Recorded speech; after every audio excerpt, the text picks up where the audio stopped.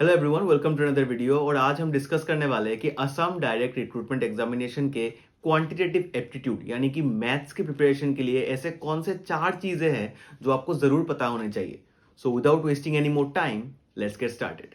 तो शुरू करते हैं हम पॉइंट नंबर 1 से, जो कि है important topics. So before you start preparing for mathematics और क्वांटिटेटिव एप्टीट्यूड, आपको पता होना चाहिए कि टॉपिक्स कौन से इंपॉर्टेंट है।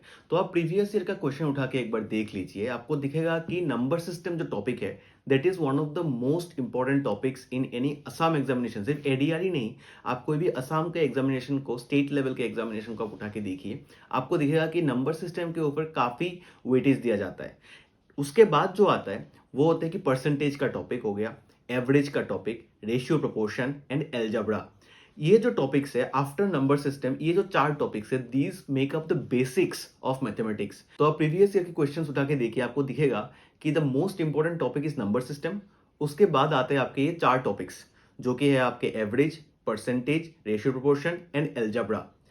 इन 4 टॉपिक्स के बाद if you have mastered these 5 topics जो मैंने अभी मेंशन किए, इन 5 टॉपिक को अगर आपने मास्टर कर लिया, तो रिमेनिंग जो टॉपिक्स है जिनको हम एडवांस्ड टॉपिक्स बोलते हैं, उनमें आपको काफी इजी हो जाएगा। जैसे कि profit and loss, simple interest, compound interest, time, speed and distance, उसमें आता है आपका ट्रेन का सम, फिर आता है बोट एंड स्ट्रीम का सम। ये सब चीजें आपके लिए बहुत ईजी हो जाएंगे। फिर आते हैं जो 2 और इंपॉर्टेंट टॉपिक्स है। First one is the mensuration. Mensuration is a very important topic in Assam direct examination, और उससे रिलेटेड है जियोमेट्री। हाँ, जियोमेट्री के उतने ज्यादा क्वेश्चंस नहीं आएंगे, लेकिन if you are good in geometry, this will help you go a long way. एक दो क्वेश्चंस, एक या दो, दो भी नहीं आते, एक ही क्वेश्चन आता है जियोमेट्री का। वो क्वेश्चन अगर आप क्रैक कर पाओ, क्योंकि since topic is one, question भी आपको पता है कि एक क्वेश्चन तो आ ही जाएगा, और उतना भी हार्ड क्वेश्चन नहीं आता। बेसिक लेवल का क्वेश्चन आता है जियोमेट्री से, आपको फॉर्मूला पता हो, आपको थ्योरम्स पता हो, तो आप बहुत इजीली उसको सॉल्व कर सकते हो। तो ये कुछ इंपॉर्टेंट टॉपिक्स है। उसके बाद भी और टॉपिक्स है, जैसे टाइम एंड वर्क, वहां से भी क्वेश्चन आता है। फिर और भी टॉपिक्स जैसे ट्रिगोनोमेट्री, ट्रिगोनोमेट्री से भी क्वेश्चन आते हैं। तो वो आपको ग्रेड 4 लेवल में नहीं मिलेगा, ग्रेड 3 लेवल में आपको ट्रिगोनोमेट्री, जियोमेट्री जैसे टॉपिक से क्वेश्चन मिल सकता है। ग्रेड 4 लेवल का क्वेश्चन जो है वो बहुत बेसिक होता है, तो आपको उतना टेंशन लेने की जरूरत नहीं है अगर आप ग्रेड 4 में अपेयर कर रहे हो। ग्रेड 3 में जो ग्रेजुएट लेवल में है, उनको ट्रिगोनोमेट्री, जियोमेट्री में थोड़ा इंफेसाइज देना पड़ेगा, क्योंकि उससे भी क्वेश्चन आते हैं। जो हायर सेकेंडरी लेवल के देंगे उनको भी करना है, लेकिन उनको टॉपिक्स ज्यादा फोकस करना है, जैसे प्रॉफिट एंड लॉस। मतलब अदर देन द 5 बेसिक, वो 5 बेसिक टॉपिक जो मैंने फर्स्ट बोले थे, वो तो है ही, सबके लिए कॉमन है। उसके बाद आपको profit and loss, simple interest, compound interest, time and work, pipe and cistern, इन सब टॉपिक्स में भी आपको फोकस करना है। तो what I am trying to mean overall, इसकी 5 जो बेसिक टॉपिक्स है उस पर तो आप बहुत ज्यादा फोकस करो, क्योंकि मेजोरिटी ऑफ द क्वेश्चन वहां से आएंगे। अगर आपके 100% क्वेश्चन पे देखें तो 60 to 70% question, may be sometimes 80% question आपके उन टॉपिक से आ जाएंगे। फिर बाकी 20 to 30% क्वेश्चन आपका प्रॉफिट एंड लॉस, फिर आपका कंपाउंड इंटरेस्ट, सिंपल इंटरेस्ट, या फिर आपका time and work, pipe and cistern, mensuration, geometry, trigonometry, ये सब मिला के आपका रिमेनिंग 30% टॉपिक कवर होगा। तो 5 basic topics, the most important in ADRE 2.0।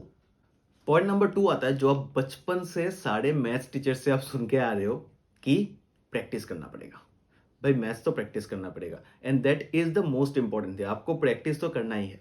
अभी कितना प्रैक्टिस करना है वो आता है क्वेश्चन में, कि हम दिन में कितना टाइम दें मैथ्स को, क्वांटिटेटिव एप्टीट्यूड को, ताकि हमें एक अच्छा रिजल्ट मिल पाए after the exam.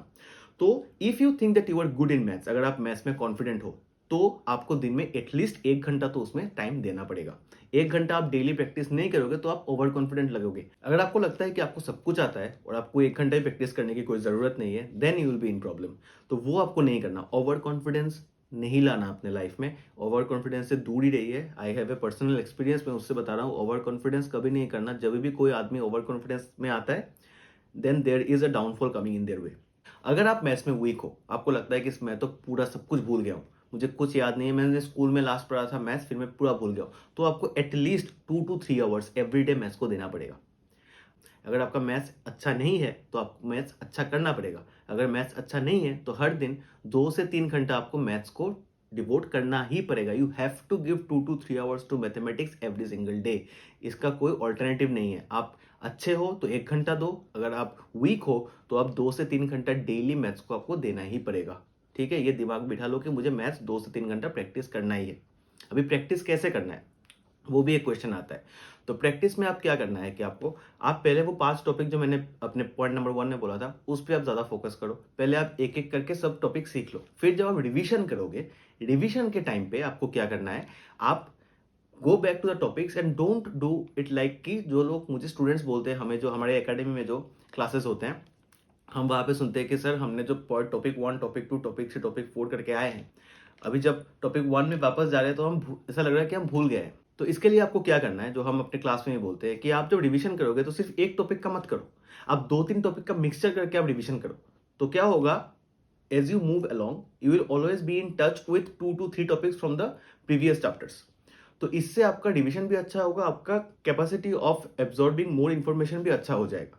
Different topics में आप प्रैक्टिस करोगे, क्योंकि एग्जाम में तो कोई एक टॉपिक से क्वेश्चन आएगा नहीं, सब टॉपिक मिला के आएंगे, तो आपका प्रैक्टिस भी वैसा ही होगा जैसा आपके एग्जाम में आने वाला है। आप टॉपिक को मिक्स करो, मिक्स करके आप प्रैक्टिस करो। जैसे आपने 1 घंटा प्रैक्टिस किया तो 1 घंटे में 20 minute 20 minute 20 minute 3 different topics को आप दे दो, 3 टॉपिक्स लेके बैठो, उसको रिवीजन करो।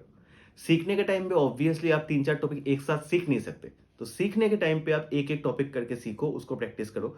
फिर जब रिवीजन करने का टाइम आएगा तो आप 2-3 टॉपिक्स को एक साथ लेके प्रैक्टिस करो। और हाँ, और एक चीज, as you go on learning one topic after the other, 5-6 topics जब खत्म हो जाएंगे तो यानी गो बैक एंड प्रैक्टिस, एक नया चैप्टर शुरू करना है और साथ में पिछले वाले चैप्टर्स का रिवीजन करना है, नहीं तो आप first chapter by the end of the preparation आप भूल जाओगे। ठीक है, तो पिछले वाले चैप्टर्स को भूलना नहीं है, इसलिए 4-5-6 टॉपिक्स जब कवर हो जाएंगे और आप नया चैप्टर स्टार्ट करोगे, आप पिछले वाले टॉपिक्स को लेके आओ, उसका रिवीजन करो, and that should be done with proper consistency. उसके बारे में बाद में बात करेंगे। So this is how you need to practice, और प्रैक्टिस तो मस्ट है। Point number 3 is time management. जो बहुत सारे स्टूडेंट्स के साथ होता है कि वो लोग एग्जाम में जाते हैं और सोचते हैं कि मैथ्स तो मेरा वीक है, मैं लास्ट में रखता हूँ, मैं लास्ट में करूंगा, जो होगा देखा जाएगा, and they start doing the other questions. सब कुछ कंप्लीट करके जब मैथ्स में आता है उनके पास आधा घंटा टाइम बाकी रहता है या 20 मिनट टाइम बाकी रहता है, और वो लोग मैथ्स कंप्लीट नहीं कर पाते। जिनका स्ट्रॉन्ग है वो भी वही सेम चीज करते हैं कि मैथ्स को लास्ट में रखते हैं और सोचते हैं कि बाकी सब कर लो, बाकी सब में इतना टाइम दे देते हैं कि by the time they come to maths they don't have enough time. ये आपको हर एक स्टूडेंट का ये आपको कंप्लेन मिल जाएगा कि मैथ्स के लिए टाइम ही नहीं मिला। तो आपको क्या करना है, if you think that you are good in other topics, आप उन टॉपिक्स को पहले करो, उनको जल्दी करो। आपको टाइम मैनेजमेंट करना ही पड़ेगा। टाइम मैनेजमेंट कैसे करें सर, प्रैक्टिस के टाइम पे टाइम मैनेजमेंट कैसे करें? Once you come towards the completion of the syllabus, go for mock tests. आपको मॉक टेस्ट देना ही पड़ेगा, या फिर अगर आपको मॉक टेस्ट का एक्सेस नहीं है, आप प्रीवियस ईयर क्वेश्चन लेके बैठो, आप प्रीवियस ईयर क्वेश्चंस को सॉल्व करो। कोई भी क्वेश्चन, ऐसा नहीं है कि सिर्फ एडीआरई का ही क्वेश्चन सॉल्व करना है। टाइम मैनेजमेंट के लिए आप कोई भी क्वेश्चन पेपर ले सकते हो आसाम के एग्जाम का।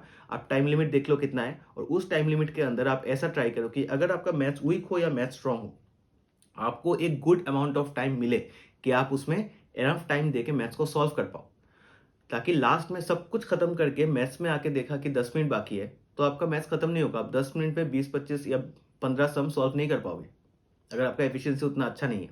और एग्जाम में एक प्रेशर होता है, जिस प्रेशर में लोग पैनिक में आके बहुत चीजें भूल जाते हैं। तो वो सब कुछ टैकल करने के लिए what you need to make sure is, आपका जनरल अवेयरनेस जो होगा वो जल्दी खत्म करना है। जो आपका इंग्लिश होगा उसमें कंपोजिशन पार्ट होता है, कंप्रीहेंशन पार्ट होता है, sorry not composition, comprehension part होता है।